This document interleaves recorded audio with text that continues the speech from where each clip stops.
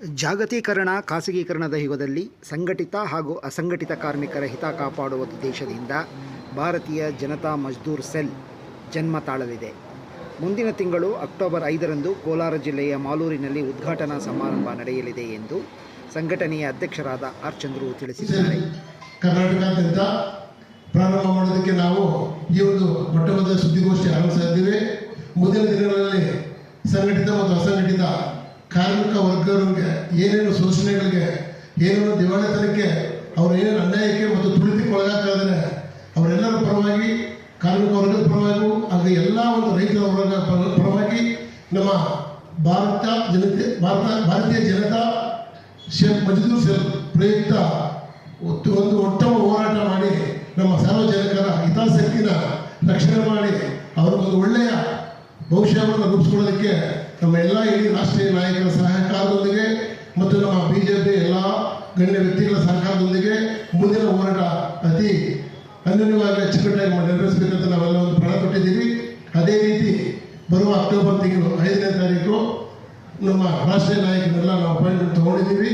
ಒಂದು ದೊಡ್ಡ ಸಮಾವೇಶ ಮಾಡ್ತಾ ಇದ್ದೀವಿ. ಇದೇ ಮಾಲೂರು ವಿಶ್ವನಾಥ ಕಲ್ಯಾಣ ಮಂದಿರದಲ್ಲಿ ನಾವೊಂದು ಬೃಹತ್ ಸಮಾವೇಶ ಮಾಡಿ ಈ ಒಂದು ನಮ್ಮ ಕರ್ನಾಟಕ ರಾಜ್ಯದ ಒಂದು ಪದಗ್ರಹಣ ಕಾರ್ಯಕ್ರಮ ಅಧ್ಯಕ್ಷರುಗಳು ಮತ್ತು ಎಲ್ಲ ಒಂದು ಆ ದಿನ ನಾವು ಬಹಳಷ್ಟು ಒಂದು ಉತ್ತಮ ಸಮಾಜ ಸೇವೆ ಮತ್ತು ಉಚಿತ ಒಂದು ಕೆಲವು ಕಾರ್ಯಕ್ರಮಗಳು ಎಲ್ಲ ಹಮ್ಮಿಕೊಂಡಿದ್ದೇವೆ. ಆ ಒಂದು ಕಾರ್ಯಕ್ರಮಕ್ಕೆ ತಮ್ಮೆಲ್ಲ ಆತ್ಮೀಯ ಮತ್ತು ಪತ್ರಿಕಾ ಮಾಧ್ಯಮದವರು ಹಾಗೂ ಎಲ್ಲ ಒಂದು ವಿಶೇಷವಾಗಿ ನಮ್ಮ ರಾಷ್ಟ್ರೀಯ ನಾಯಕರು ಮತ್ತು ನಮ್ಮ ರಾಜ್ಯದ ನಾಯಕರುಗಳು ಸಹಕಾರ ನಮಗೆ ಬಹಳ ಮುಖ್ಯವಾಗಿರುತ್ತದೆ.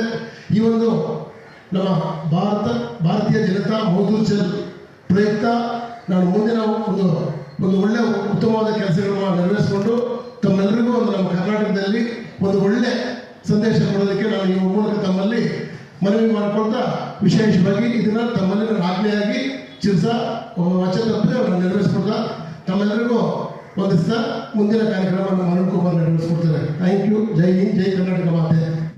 ಅರ್ನಬ್ ಚಟರ್ಜಿ ಅನ್ನೋರ ರಾಷ್ಟ್ರೀಯ ನಾಯಕರಾದಂಥ ಅರ್ನಬ್ ಚಟರ್ಜಿ ಅವ್ರ ಮುಖೇನ ಇದು ಅಸ್ತಿತ್ವಕ್ಕೆ ಬರುತ್ತೆ.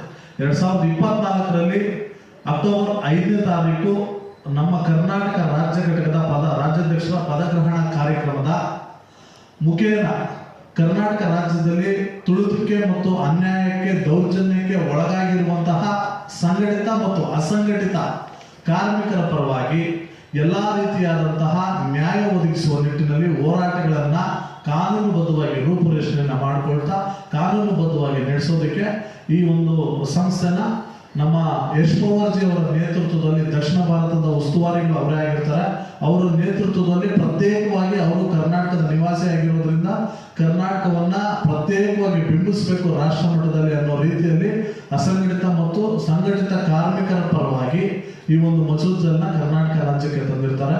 ಈ ನಿಟ್ಟಿನಲ್ಲಿ ಬರೋ ತಿಂಗಳು 5ನೇ ತಾರೀಕು ಕೋಲಾರ ಜಿಲ್ಲೆಯ ಮಾಲೂರು ತಾಲೂಕಿನ ವಿಶ್ವನಾಥ ಕಲ್ಯಾಣ ಮಂಟಪದಲ್ಲಿ ಸುಮಾರು 5,000 ಜನ ಎಲ್ಲಾ ಕ್ಷೇತ್ರದಲ್ಲೂ ಕಾರ್ಯನಿರ್ವಹಿಸ್ತಾ ಇರುವಂತಹ ಸಂಘಟಿತ ಅಸಂಘಟಿತ ಕಾರ್ಮಿಕರನ್ನ ಒಗ್ಗೂಡಿಸುವಂತ ಕೆಲಸ ಆಗ್ತಾ ಇದೆ. ಮುಂದಿನ ದಿನಗಳಲ್ಲಿ ಕಾರ್ಮಿಕರ ಪರವಾಗಿ ಭಾರತೀಯ ಜನತಾ ಮಜ್ದೂರ್ ಸೆಲ್ ಕರ್ನಾಟಕ ರಾಜ್ಯದಲ್ಲಿ ಕಾರ್ಯನಿರ್ವಹಿಸ್ತದೆ ಅಂತೇಳಿ ಈ ಪತ್ರಿಕಾ ಮಾಧ್ಯಮದ ಮುಖಾಂತರ ಕಾರ್ಮಿಕರಿಗೆ ಸಂದೇಶ ರವಾನೆ ಮಾಡೋದಕ್ಕೆ ಇವತ್ತಿನ ದಿನ ಇಲ್ಲಿ ನಾವೆಲ್ಲರೂ ಸೇರಿರ್ತೀವಿ. ಮಾಧ್ಯಮ ಮಿತ್ರರು, ಸದ್ಯದಲ್ಲೇ ಕರ್ನಾಟಕ ರಾಜ್ಯದಲ್ಲಿ ಇದರ ಬಗ್ಗೆ ಒಂದು ಬೃಹತ್ ಹೋರಾಟ ಆಗುತ್ತೆ ಸರ್.